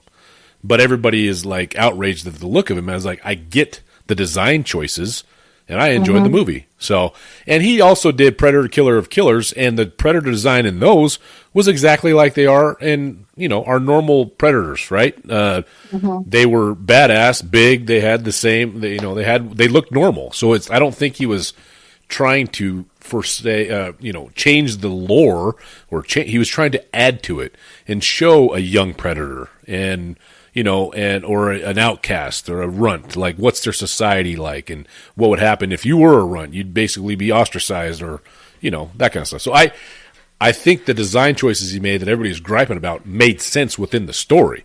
As long as it makes sense within the story, then I'm totally okay with it. So that's my take on it. So, Darian, have you watched it? I have not. Oh, okay. Have you? But did you watch Killer of Killers, Monica? Killer of Killers. Predator Killer of Killers. It's the animated. It's the animated movie. deal on Netflix. Oh no. Okay, so I mean, if your my take would be this: if your biggest gripe is the look of that predator, you can go to Killer of Killers and see a lot of different looks of different predators. Like the the World War II segment where you just have a pilot predator who's he's hunting. He has no tentacles or no. No, dreads. he's got like a weird eye patch He's bald, situation. yeah. He's bald. He looks very grizzled, but there are different looks to the predator species. You know what I'm saying? Like if you want the one from Prey looked completely different than with his weirdo skull helmet. Yeah. And then you go back to like AVP Requiem, where you had like the Harvey Keitel predator, who was like the cleaner, and he had all the dreads. Mm-hmm. But then you had the fuck up with the it's a whole thing. But I mean, I think it really depends on how much leeway you want to give the Predator franchise, because I think at this point the Predator standard, right? That's where the whole story started. Predator 2, more of a cop drama, but still had a Predator, and, you know, it kind of fleshed them out with, like, their technology and things like that. Then you get into Predators, which was pretty good. You got to I mean, if you can get past the fact that you have Predator dogs, which we have never seen before or since, we can just kind of gloss past that. But then you get into The Predator, which I think we all agree. Now that one was trash. We all agree that we just want to pretend never happened at all. No. So, and then you get into Predator Badlands, Prey. It kind of, if you can track the trajectory of like the Predator lineage in a weird way and see how their look kind of what's the word I'm looking for? Well, he's got to have variety, right? I mean, but like you can follow it. You know what I'm saying? So it's saying that Predator Badlands is the start, is a young Predator. Okay, so if we track that guy from Predator Badlands to Predator, Arnold Schwarzenegger, okay, we can see how there's some similarities. And then we go to Prey, where we have that feral kind of Predator. And that's way in the past, with right? With his ghetto-ass skull mask, which is it's still pretty badass, in my opinion. And then we go to Predator 2, where we had all this new fangled technology with the weird laser net thing and all that. And then we go to AVP, which we still had that shit. And then we had a bunch of weird, like, the disc that would fly around and kill everybody in the goddamn room. Yeah, and those guys are like He-Man predators. They were huge. Yeah, those guys were maniacs. But then we got into like the game reserve type of a situation with the xenomorphs and how they were hunting them and they were setting them up and all that stuff. So if we set the bar at where Predator Badlands is the starting point. Well, this is actually happens way in the future. Right. Because the Weyland-Yutani company comes into play. Right. Big time. With the synth in the mix. But it, like for the purposes of where this Predator starts. Oh, the life cycle of a Predator. A Predator. Okay. Yes. This is a juvenile. Yes. Okay. So you with me on this, Monica? Yep. And then we're if he lives, I haven't seen the movie. If he lives, we will see him kind of progress through the juvenile stage into like more of a Arnold Schwarzenegger Predator situation, into a Predator 2, and then back to Prey, where it's like a kind of a feral, kind of making his way kind of a deal, into AVP, where he's now got a gang, and he's got this game preserve set up, right? Yeah. So, well, yeah, that's what I think is like it's a genealogy. The design choices fit the storyline. And they did a tease at the end of Badlands. Monica knows what I'm talking about, and I was like, yes, I want to see that. We've never seen that before, and I'm excited for that. Hopefully they do a sequel to it, is all I'm saying. He's going to kill Darth Vader, I think is what's happening. I don't know where we're going with this. There's a whole Warhammer thing here that I can get into, but I'm not going to do it. All right, what else you got, Monica? That was it. Okay. Dusty? Well, mine's going to be short this week because all we did was start to get into the Christmas movies. Okay. So I did Die Hard, classic Christmas movie. I ran the kids through the whole franchise. Oh, did? Okay, good. Good. No, actually 1, 2, and 3. That was it. 1 and 2, Christmas time. 3, sweaty middle of summer. Yeah, but still. But it's not Christmas until Hans Gruber takes a nosedive off of Nakatomi Plaza. Exactly right, baby. So he did that, and then the Red Queen and I watched Violent Night again. Okay, good Love show. that movie. Yeah. It's so good. I love it. It's so good. John Leguizamo was such a fucking asshole. I know, but it's great. God damn it. I love it. Yeah. You seen that, Monica, with David Harbinger as Santa Claus?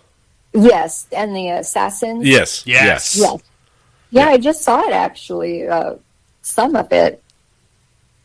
They keep teasing a sequel. Really? I'll have to look that up. He's in trouble now, so I don't know if we're. He's in trouble? He is, yeah. Yes, he is. Uh-oh, what'd he do? What's her name? Millie Bobby Brown has filed harassment and... oh, no. Yeah. He's a diddler? Yeah. Well, she's got to be over... I like that guy. I do, too. I think she's over 21. Yes, she has, like, a husband, and I think they're trying to adopt a child, and she's good still for playing them. a teenager. Yeah, I don't know. But he's in trouble, so... Oh, bummer. Yeah. I didn't know that. Oh, there is a Violent Night 2 officially happening with a release date of December 4th, 2026. Oh, okay. Maybe he's not in that much trouble. I love it. That's one of my favorite holiday movies. Okay. And then we watched the It finale last night. So good. Yeah, I heard it So was good. bananas. Yep. I'm 3 episodes behind, so I'm going to... You got to catch up because I want to talk to you about it. Okay, I'm going to do that. A lot of foreshadowing of how it connects to the movies and how it's going to go back for the second season. And I dove into it fucking hardcore on Netflix, or not Netflix, on YouTube, digging into the It mythos and all this shit. I love it. It's great. I got a thing going on in April that I cannot divulge because somebody just walked in the room. I know what you're talking about. But I am psyched for that, and I'm very... This is going to... You're going to love the reference to that. Yes. In the finale. Here we go. Got to watch it. I know. No, I people that I work with anytime anything horror comes out at work, people Did you see this? Knocking on my door. Yeah. And it's a bit of a tearjerker too. Is it really? Oh, dude, it's a good one, man. All right, I don't want to know. Don't tell me. This last 2 episodes, it's just like, don't. Fuck, man. And then I did end up buying, it was on sale, the new Terminator 2D, No Fate, the video game. Okay. It's pretty damn fun. Yeah? Yeah, it's like 16-bit styling. Really? Side-scroller. Oh, okay. Contra-esque. Oh, So okay. you play, it's basically, you're playing through T2 Judgment Day. Okay. And so basically you start out as, where do we start? It just follows the movie. So you start out as Connor? Sarah Connor. Oh, you're Sarah. Yeah, so you start out as Sarah Connor, and it starts like, when they talk about she got locked up in Pescadero because she tried to blow up a computer factory. Yep. So basically, you start out, I think it's actually the second level, you're going through and trying to blow up freaking Cyberdyne systems. Okay? So then, like the third level, you're playing as Arnold when he comes back from the future. Okay. You kind of flash back and get a story of John Connor and sending Arnold to the future or to the past. And so you play in the, the Terminator ruled future as John Connor. Right. Then you kind of come Christian back. Bale. Yes. Okay. Well, no, it's he looks like the guy from Terminator 2. Oh. When they show that flash of him when he's got the binoculars. And then, okay. Yep. And then there's a level where you're the Terminator Arnold, and first of all, you start as John riding your dirt bike, and that's a hard as fuck level. You're trying to get away from the T-1000 as he's chasing you with the dude. It follows the movie, and it's a lot of fun. That was through the Monica, the LA River, right? Yes, like the aqueduct or whatever. The movie? Yeah. Yes. Mm-hmm. Yep, it's like I said, it just follows it perfectly. You got to sneak out of Pescadero as Sarah Connor. Oh, nice. Trying to avoid the Terminator all the time, and it's all like I said, side scroller, Contra-esque, a lot of fun. I recommend it. And it was on sale for like $26 for PlayStation. I'm gonna blow Hollywood up right now. Okay, what we need to do? Yeah, we have Weyland-Yutani, Cyberdyne Systems. Oh boy, here we go. Xenomorphs. Oh, dude, it's the Bill Paxton trifecta is what it is. Terminator versus Xenomorphs? Terminator, Predator, Xenomorphs. Oh boy. Dude. Oh my. Dude. Yeah, that'd be cool. I just got a boner. I can't even. Don't ask me to stand up right now. Dude, why has nobody thought of this? I don't think the movie rights are in the same place. Except, they fucking well should be. Yeah. Oh, God. I'll write it right now. Problem is all like Weyland-Yutani stuff happened way after the world was supposed to have ended. I can figure it out. Yeah, I can figure that out. Sure, somebody can figure that out. Yeah. That's not a problem. All right, anyway. So. Right on. How about a little immersion therapy, kids? Yep.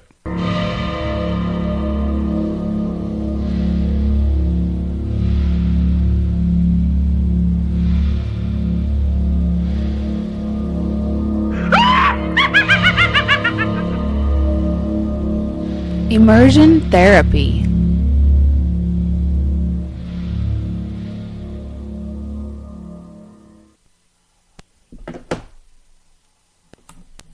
Dudes, I got to tell you, I am in love with Silent Night, Bloody Night.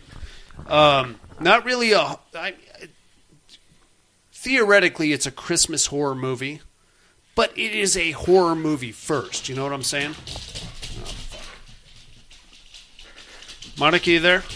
Yes. Bear with me for 2 seconds. Okay, sorry. Yeah, dude. Like, every part of this. I think this is a sterling example of how... Are you fucking serious? All right, so it's... Dude, this is a horror movie first. You know what I mean?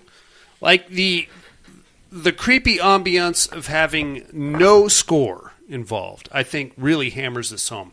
And that flashback sequence. Yeah, that with was all the fucking money. With all the insane or the asylum. Yeah, when everybody's drunk and passed out and they're all just laying around the table, and then slowly the chuckleheads start creeping in, and they're like, ooh, ooh. Yeah. They're like, oh, everybody's gonna die in a very gruesome fashion very soon. That's awesome. This is like the epitome of being home alone on Christmas and just knowing that something is not right, I think is the best way to describe it. Because you inherited this big house. It's beautiful. You don't know where it came from, but at the same time, something is not right in this environment, and you can't quite put your finger on it. Oh, in the meantime, all the townspeople are scared shitless of it. Yeah, and everybody's dying off slowly around you. It's great. I love it. What did you think of Silent Night, Bloody Night, buddy? It was fine. Yeah? Like I said, I don't know. I am not into classic horror as much as you, I guess. Fair enough. So I felt myself mind wandering a bit there. But then, like I said, toward the end, when all this shit started going down, then I started to get into it. Yes. So, like I said, it was maybe a bit on the longer side. Could be. I don't know. But it's a slow burn. Yeah, slow burn. That's exactly what I would consider, yeah. Monica, how say you? Oh, shit. I'm in trouble. I did it again. It's amazing how the three of us have different tastes in movies. Yes. And this was too slow for me. But almost kind of like Dusty said, it was towards the end where I was finally like, oh, finally somebody's getting killed. Fair enough. I don't know. It was okay. It was just too slow for me. Okay, fair enough. I get it, but I like a slow burn, and I like the idea of inheriting this house, and you're just coming in. You have this huge house. All of a sudden, you have no idea what went on there before you got there. You have no idea what it was before you got there, what could have transpired, how many people have died on the property, in what gruesome fashion they may have died on the property. Well, and the aversion of all the whole town to the place, and everybody just trying to, you got this house, it's great. Let me buy it off you. $50,000. Yeah, $50,000. Fuck Went a long ways back in the 70s. Clearly. Holy shit. That house is worth a couple mil nowadays. Easily. Right on. Monica, what do you got for us this week, love? We are going to watch Silent Night from 2021, and this is on Tubi, so you guys can find it there. Sounds like it's basically end of the world kind of a thing, but people are gathered for Christmas. Party. Yeah. Yep. Righteous. Have you guys watched this yet? No, I'm looking forward to it. Okay. Yeah, I'm into it. It's got Keira Knightley in it. Yeah. And I am into her being into it. All right. You know what I'm saying? Whatever I want to get involved in the situation if she's a part of the equation. Right on, inmates. Check that shit out. We'll do the same and compare notes next week. In the meantime, it's time for a round of Who's Your Daddy?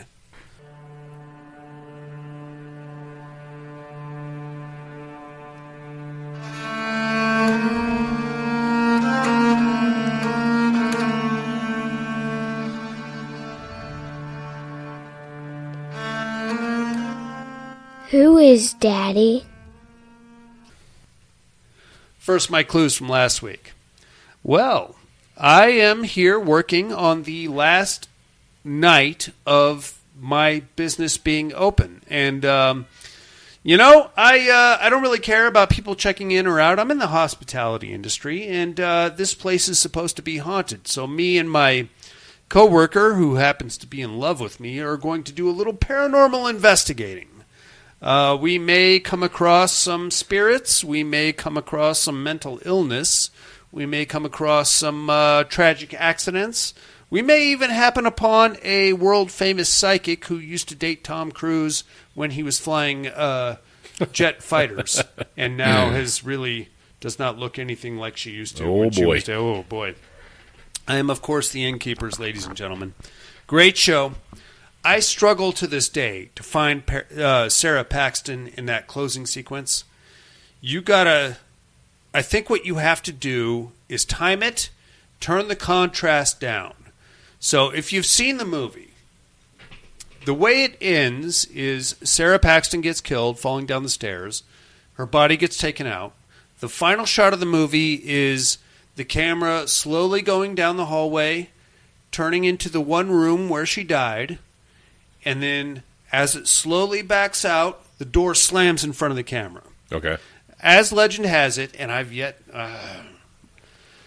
as legend has it, as the camera is slowly backing out of the room, you can see like a faint outline of what is supposed to be the ghost of Sarah Paxton looking out the window as her body's being loaded into the ambulance, turning and looking at the camera, and then boom, the door shuts.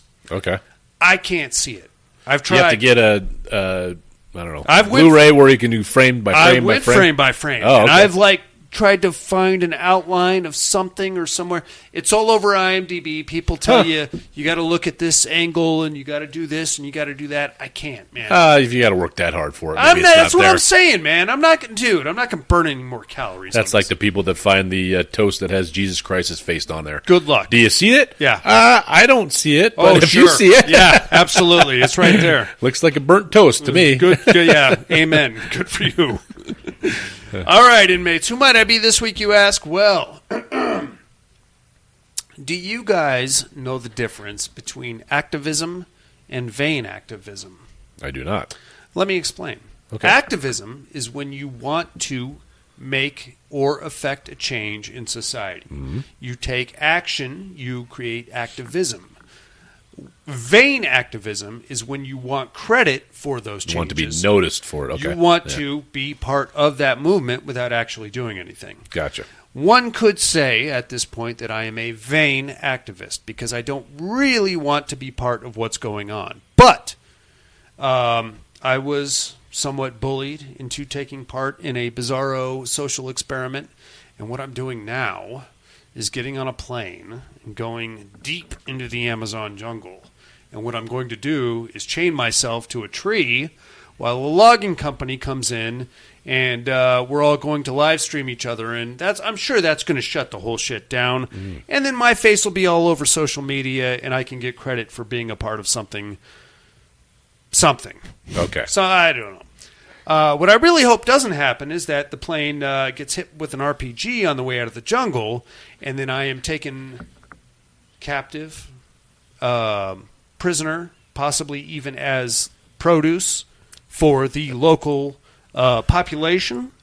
And I really hope my friends don't get subjected to bullet ants, because I hear that's a terrible way to die. Who might I be, you ask? Tune in next week, inmates, and I'll drop some knowledge on you.